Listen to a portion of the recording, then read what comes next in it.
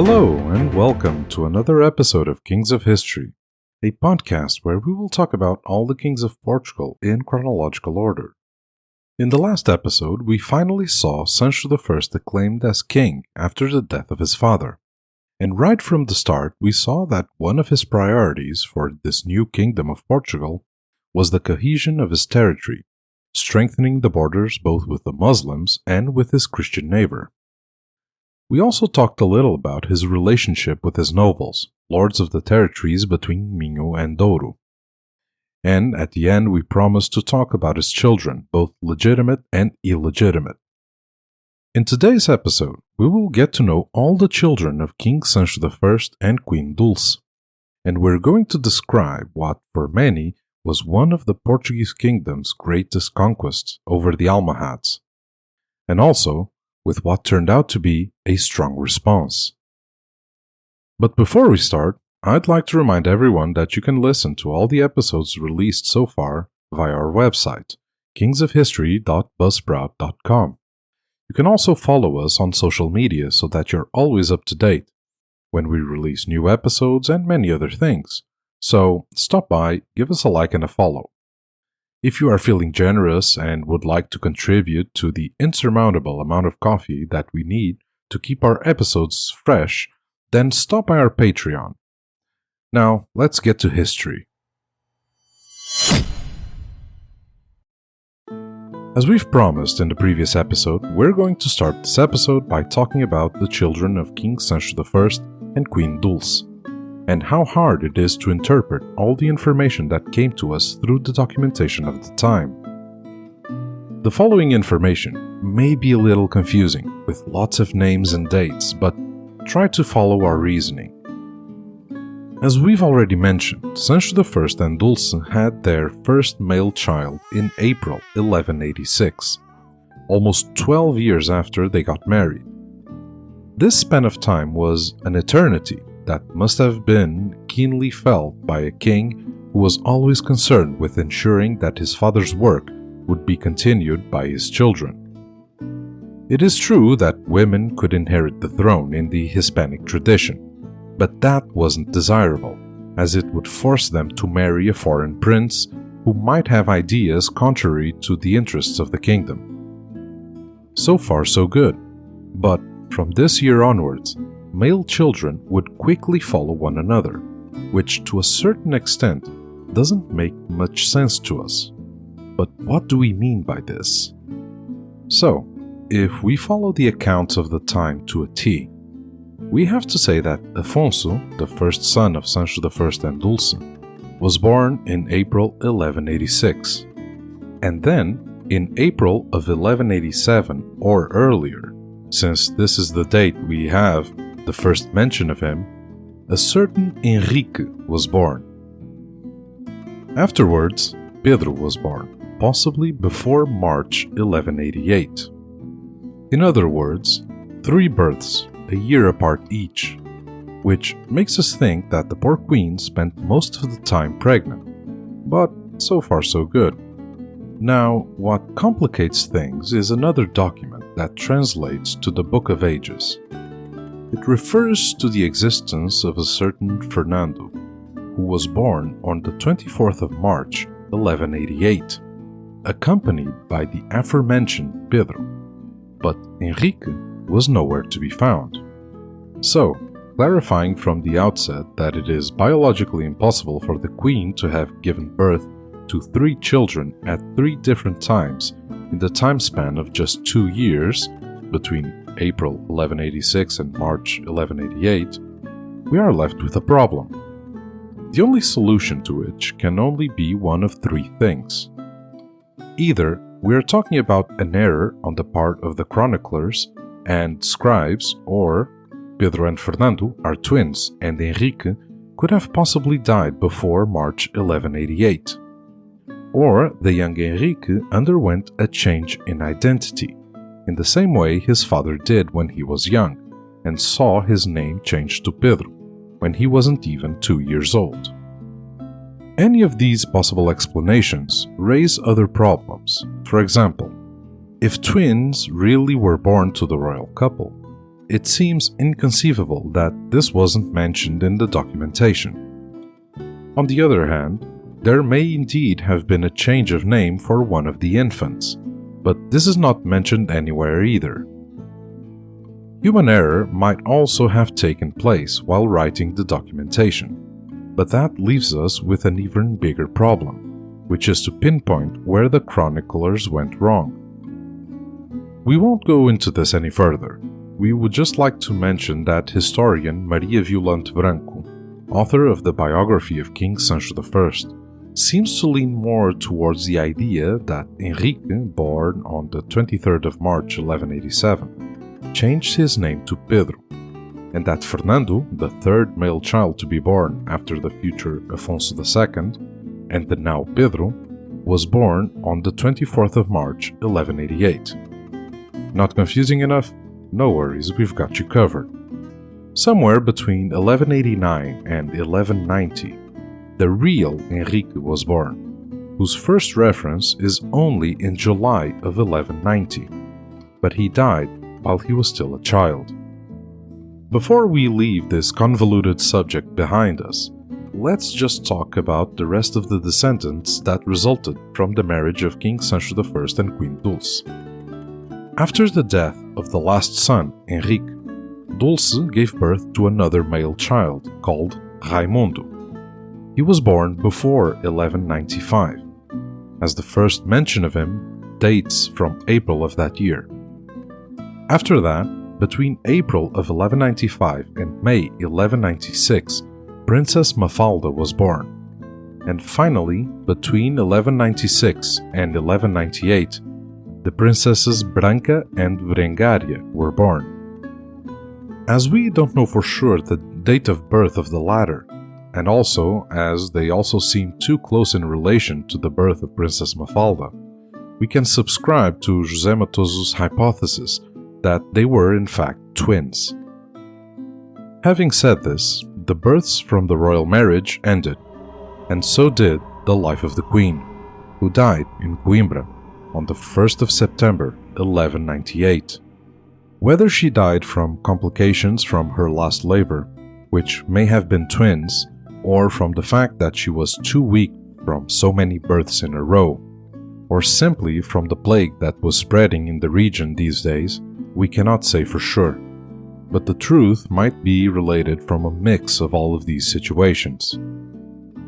In the last episode, we've also said that although the number of children with Queen Dulce was numerous, it doesn't compare with the number of children that King Sancho I had out of wedlock.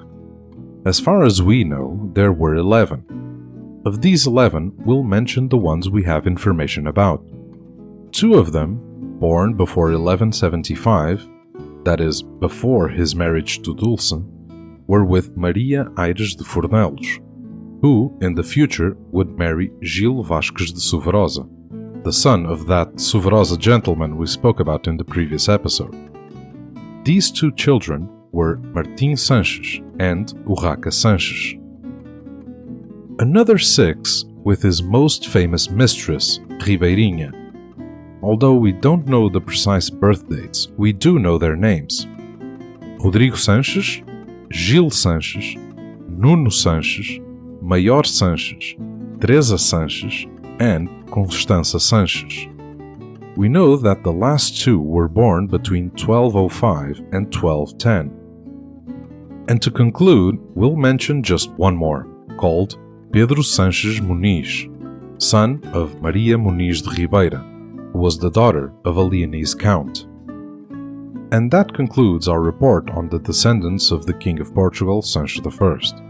Let's now move on to the year of 1188. It's January of 1188, and the great rival of King Afonso Henriques, and now King Sancho I, one of the most serious enemies of the recent Portuguese kingdom, Ferdinand II of Leon, dies in Benavente. For those less aware, Ferdinand II of Leon had been married to Urraca Afonso, daughter of King Afonso Henriques, sister of Sancho I. They had a son called Alfonso, and in 1175, their marriage had been annulled although the son had been legitimized by the church. But now, in 1188, Ferdinand II of Leon was in a relationship with Urraca Lopes de Haro, whom he had married a year earlier, in 1187. This relationship resulted in 2 children, one aged 5, born in 1183, and the other one born in the current year. Apparently, both children were legitimized, which makes the young Alfonso, son of Ferdinand II of Leon and Urraca Afonso, just 16 years of age, in a dangerous situation. But why was this a dangerous situation for him? Basically, the queen, Urraca Lopes de Haro, the current wife of Ferdinand II of Leon, wanted to use the fact that Alfonso's parents' marriage had been annulled to try and remove him from the race to the throne, and put one of her own sons in it. Alfonso, still a young man, and being aware of the dangerous situation he was in, had planned to take refuge in Portugal, where Sancho I, his uncle, had shown signs of supporting him. But just as he was about to cross the border, he received news of his father's death.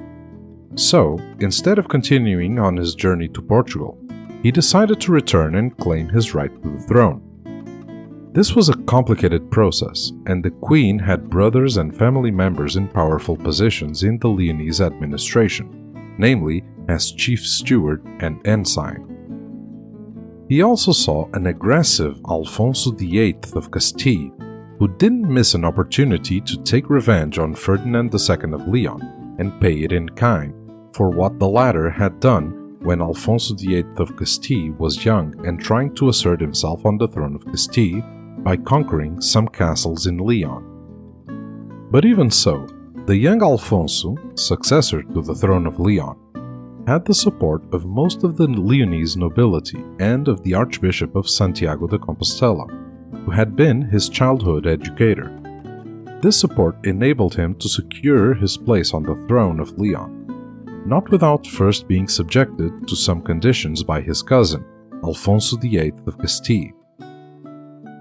One of the conditions was for him to be knighted by his Castilian cousin. This was the supreme humiliation for any Hispanic king, who had to be knighted by his parents, the king and queen, or in the case of that not being possible, to knight himself. But on top of this, he was forced to agree to marry one of the daughters of his Castilian cousin, who at the time still had no male heirs. As if it wasn't enough, Alfonso IX of Leon was left with a status similar to vassalage to his cousin from Castile. As was to be expected, Alfonso IX of Leon would not remain in this humiliating position for long, and in 1188 made a new alliance with the Almohads, renewing the pact that had led his father to fight King Afonso Henriques in Badajoz in 1169. In the midst of all this, according to some Leonese sources, our king, Sancho I, uncle of the now Alfonso IX of Leon, also took advantage of the situation. Although he had offered to support little Alfonso in the beginning when he was still a prince, the latter turned against him after his father's death and chose to attack Portugal. But we have no mentions from the Portuguese side, not from the Chancellery, the chroniclers of the Holy Cross of Coimbra, or any other source, which leaves us doubtful as to whether this really happened or not. In any case, it is possible that King Sancho I, after spending the whole year of 1187 dealing with problems among his nobles, spent 1188 paying close attention to and perhaps intervening in internal Leonese politics. We won't go any further into this subject now, but we will come back to it later, as the relationship between Castile and Leon would lead to an event that would completely alter the political map of the peninsula and would have serious consequences for Portugal in 1230.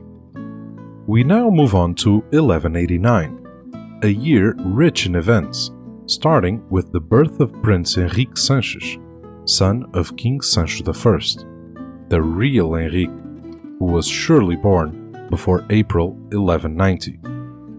On the other hand, and as we mentioned in the first episode of the interlude, the year 1189 marked the launch of some expeditions in the context of the Third Crusade, namely those that came from the Angevin and Flemish domains, and which generally opted for the sea route of the Strait of Gibraltar to head for the Holy Land.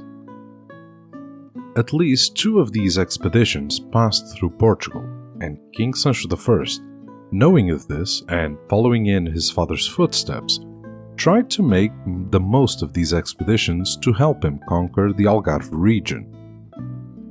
The conquest of Algarve, you ask? So why conquer the Algarve if the Portuguese border had retreated as far as Ribatejo and High Alentejo and relied solely on cities like Évora and Alcácer do Sal? The Algarve seemed too far away and too remote to be conquered. Moreover, we've been describing the overwhelming power of the Almohads for 3 episodes now. This would only provoke them into retribution. In fact, it's difficult to project our vision of things into the past without falling into one of the cardinal sins of any historian or student of history, which is anachronism, that is, projecting realities and thoughts from our time onto an era that is completely foreign to them. And it's totally impossible to state categorically that a certain character had this or that in mind. But we can do an approximation. King Sancho I knew that he would only be able to entice the Crusaders who passed through Portugal to help him if the final prize was worth the trouble. In a similar way with King Afonso Henriques when he conquered Lisbon in 1147. That was the most populous and richest Muslim city in the whole of Western Al-Andalus. It was inconceivable that the Portuguese king could entice these men from the north, thirsty for riches and infidel blood, to conquer half a dozen villages on the Alentejo coast, let alone a campaign through the endless plains of the interior, because they traveled along the Portuguese coast in their boats and they were aiming for the Holy Land.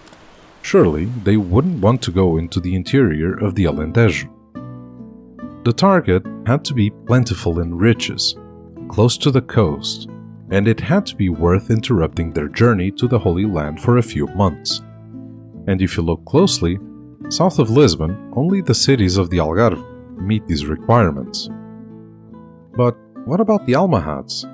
Shouldn't King Sancho I have been worried about their possible violent response? Well, yes and no. Because while they were still a force to be reckoned with, they were going through hardships at this point in time. After the death of Caliph Yusuf, after the siege of Santarém, which saw King Sancho I, still a prince, defending the city, there were a few years of disorganization and rebel-led coups throughout the empire. We should recall that this empire at the time stretched across the Maghreb, which was Morocco, a large part of Algeria and Tunisia, and the south of the Iberian Peninsula.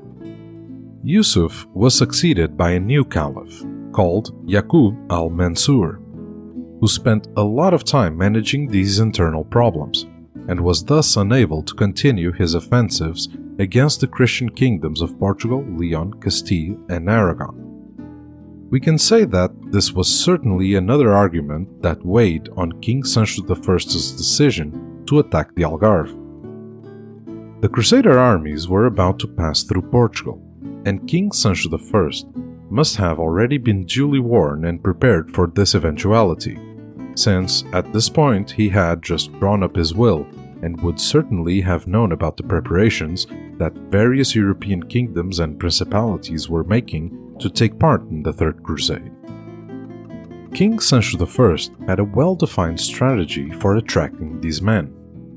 Taking part in the Reconquista was a form of crusading, and King Sancho I would give away all the booty that would be taken from the conquered cities, only having them annexed to his kingdom. The targets were the cities of the Algarve, which were very rich and could satisfy the needs and desires of the men from the north for wealth, and even before they reached the Holy Land. It was May of 1189, when the first armada of crusaders arrived in Lisbon, whom the sources describe as Scandinavians. According to reports by a crusader from the second armada, who would only arrive 2 months later, this first armada targeted Alvor, which is roughly 5 kilometers to the west of Portimão. Here, if the accounts are to be believed, the crusaders of this armada and the Portuguese completely destroyed the city, which this account claims was home to some 5,600 people, all of whom were allegedly slaughtered. After the sacking of the city of Alvor, this first armada headed for Palestine, escorted by a Portuguese naval force to as far as the entrance to the Mediterranean Sea. On the way, they took the opportunity to sack some other villages in the Algarve, returning to Portugal with booty and Saracen slaves. One note: the Arab accounts also give a lot of importance to the taking of Alvor, but curiously, they hardly mention the massacres that the Crusader describes in his accounts, and certainly not on that scale, which is rather strange because normally the side that is victimized tends to exaggerate the cruelty of the aggressor, rather than the other way around. Christian accounts, including that of the Crusader, even reprimand these acts of violence, which even in the context of a holy war was reprehensible in their eyes. This condemnation is also strange, given that the accounts of the Crusades are full of bloody episodes that are praised, to the point of talking about horses trotting through towns with blood up to their knees, or even rivers running red for days. Obviously, these are all monumental exaggerations. While all this was going on, the Second Crusader Armada arrived in the Lisbon harbor with 37 ships, 2 months after the first, in July of 1189. Its leaders were the Landgrave Louis of Thuringia, German, and the Counts of Braine and Bar, Flemish. According to the sources, King Sancho I was in Santarém at the time, and immediately traveled to Lisbon to agree the terms for the aid of those men from the north. It seems that there were no great difficulties in these negotiations, and almost immediately afterwards, a vanguard of the Portuguese army marched, commanded by someone whom the cross-referenced sources refer to as the Prince of the King's Armies, which raises eyebrows among historians. Was this the King's chief ensign, Pedro Afonso, number 2 in the military hierarchy, and his younger half-brother? Or was it the chief steward, Mãe Gonçalves de Sousa, who remained as governor of the city after the conquest? We can't say for sure, but it's certain that it was one of the two. The mission was to study the terrain, take note of the weak points, and start blocking access to the square. On the 16th of July, 1189, the Crusader Armada and the Portuguese Armada set off southwards and arrived at the mouth of the river Arad, near Portimão, 4 days later, on the 20th. And that very same day, according to the sources, they traveled up the river to Silves and easily attacked and took the outskirts of that city, along with the vanguard that was already there. But these crusaders, thirsty for riches and plunder, did not take advantage of the element of surprise and the opportunity to conquer the city in one swift attack, which allowed the defenders to organize and set up their defenses effectively. Silves was too large and well defended to be taken by infantry assaults, but the Crusaders tried their luck, knowing that their only hope was to build siege weapons, or wait for the bulk of the Portuguese army to arrive. They arrived in August, commanded by King Sancho I, thus joining this foreign army and its own vanguard. With these armies working together, the attackers managed to seize the city's water storage, just a few days after the arrival of King Sancho I and his army. Some time had passed, and the siege was already in its 4th week, in the middle of August. The defenders were doomed without access to clean water, but only if the attackers continued the siege. We say this because there seems to have been some hesitation on the part of the king. The Crusaders' accounts say that King Sancho I lost momentum and hope several times. The Portuguese sources, on the other hand, blame the Portuguese nobles who accompanied the king, and the situation forced the king to negotiate on two fronts, with his own commanders and with the Crusaders as well, since some of the armed groups were thinking about abandoning the siege and resume their journey to the Holy Land. 4 days were agreed to try to force the city's surrender, and it was during this period, on September the 1st, that Silves began the negotiations prior to surrender. King Sancho I wanted to conclude a magnanimous agreement, as was customary in the Iberian Peninsula, where Christians and Muslims had learned to live together, even if sometimes in conflict. But he was bound by the promise he had made to the Crusaders to leave all the booty to them. Sancho I then tried to offer the Crusaders 20,000 in gold currency to give up the loot. These 20,000 in gold were already a fortune, and together with other evidence in his will and the fact that he had given up the spoils of this conquest, shows that Portugal's financial situation was enviable at the time. But the Crusaders didn't accept, and since he had an agreement with them, King Sancho I couldn't let the Moors leave the city with their movable property, only the clothes they were wearing. In the end, it was agreed that the city would be handed over to the Crusaders for 3 days for them to sack. But what they did was lock themselves in, trapping the Moors who were still inside the walls and engaged in the most dishonorable acts, until finally King Sancho I was forced to use his force and destroy some of the Crusader contingents, seize some of their loot, and force them to leave the city. After all this, it was on the 6th of September when Sancho was finally able to make Silves his own. This whole event meant that future partnered conquest endeavors couldn't be done. The Crusaders didn't trust the Portuguese king, and according to some accounts, feared his wrath, which was well demonstrated. To have a Christian king killing soldiers of the cross to protect the city from infidels, and on top of that, offering his own gold to prevent looting and mistreatment, was something that these northern Europeans couldn't understand at the time. On the 20th, off they went to the Holy Land, leaving behind a city that may well have been home to almost 20,000 people, but was now partially a ruin.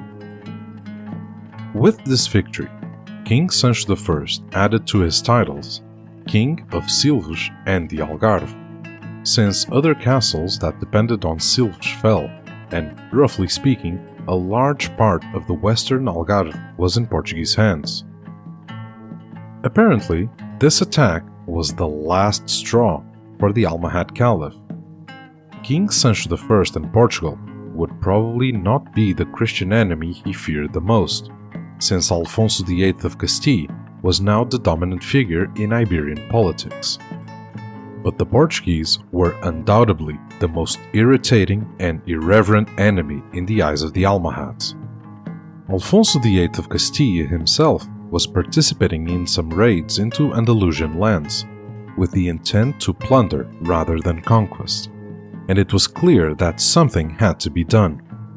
So, shortly before the conquest of Silves, Al-Mansur proclaimed a jihad in his domains and in all the territories that recognized him as supreme Islamic leader, especially in North Africa. And the target was clear: the Christian kingdoms of the Iberian Peninsula. The fact that Sancho I took away such an important part of his Hispanic empire only meant that he would be the first to feel their wrath. And that concludes our episode, where we got to know all the children of King Sancho I and Queen Dulce, and where we saw how he took advantage of the Crusaders' help to conquer the very rich city of Silves. don't miss the next episode where we will see that the Almohads were quick to respond to this conquest of Silves by Portugal. We'll also see some conflicts with the Kingdom of Leon and the Church. Take care, kings and queens.